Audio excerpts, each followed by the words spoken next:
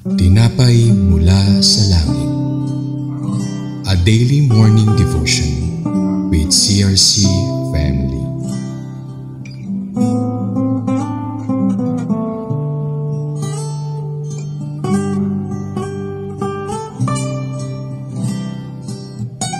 Isang mapagpalang umaga po sa bawat isa. Ako po si Sis Jean Sarmiento ng CRC Kalangay Daughter Church. Samahan niyo po ako sa ating programang Tinapay Mula sa Langit, ang pang-araw-araw nating debosyon sa salita ng Diyos. Ngayong umaga ay matutunghayan po natin ang ating mga teksto sa Deuteronomy 25 verse 13 to 16 na may pamagat na God commands, weights and measure be just. Ngunit bago po tayo magsimula, tayo po muna ay manalangin. Ama naming Diyos na makapangyarihan sa lahat, salamat po sa umagang ito na makapagnilay-nilay kami ng iyong salita. Salamat po Panginoon sa mga biyayang patuloy mo pong pinagkakaloob sa amin kahit po kami ay hindi karapat-dapat. Patawarin mo po kami sa aming mga nagagawang kasalanan sa isip, sa salita at sa gawa. Linisin mo po ang aming mga puso upang malaya kami makapagpuri sa iyo, Panginoon. Ang lahat mong ito ay itinataas namin sa iyo sa pangalan ng iyong anak na si Jesus. Amen. Ating pong basahin ang mga talata sa Deuteronomy 25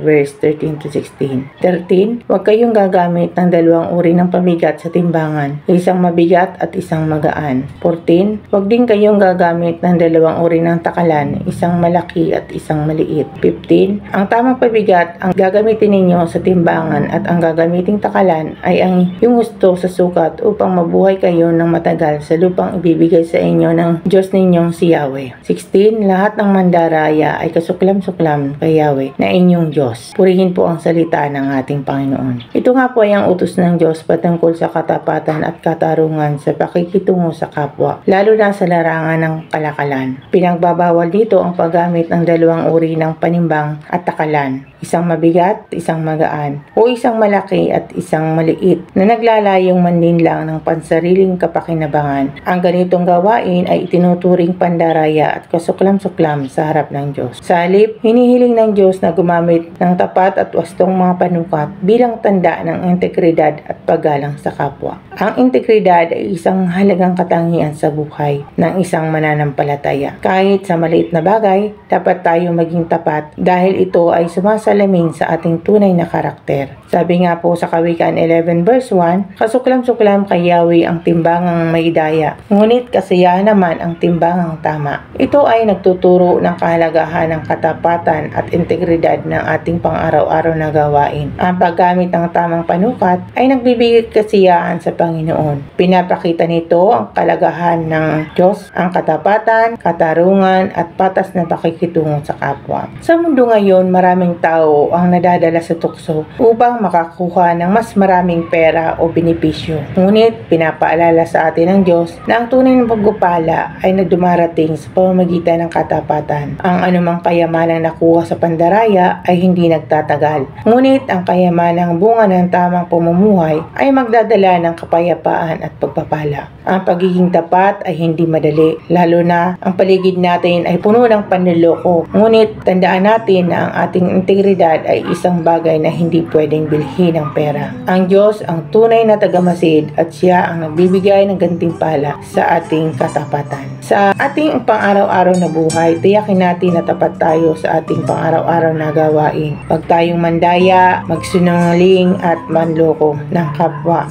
Sa ganitong paraan, hindi lamang natin nalulugod ang Diyos, kundi nagiging mabuting halimbawa rin tayo sa ating kapwa. Tayo po ay manalangin. Panginoon, maraming salamat po sa iyong salita na nagtuturo sa amin ng tamang daan, ang kahalagahan ng katapatan at integridad sa aming pang-araw-araw na buhay. Patawarin mo po kami sa pagkakataong hindi po kami nagiging tapat sa aming salita, sa gawa at pakikitungo sa iba. Panginoon, naniniwala po kami na ang tunay ng pagpapala ay dumarating sa tunay na mga taong namumuhay ayon sa iyong kalooban. Salamat po Panginoon sa gabay at biyaya na may patuloy mo po kaming lumakad sa inyong daan at maging isang patunay ng inyong kabutihan. Purihin ka o Diyos, ito po ang aming samot dalangin sa pangalan ni Jesus. Amen. Maraming salamat po sa pakikinig ng salita ng Diyos at sa pakikibahagi sa programang Tinapay Mula sa Langit. Muli niyo po kaming samahan bukas sa pagninilay-nilay ng salita ng Diyos sa ganap na 5:30 ng umaga. Maaari niyo po itong i-share sa ating mga mahal sa buhay upang marami po ang makapakinig at mabless sa salita ng Diyos.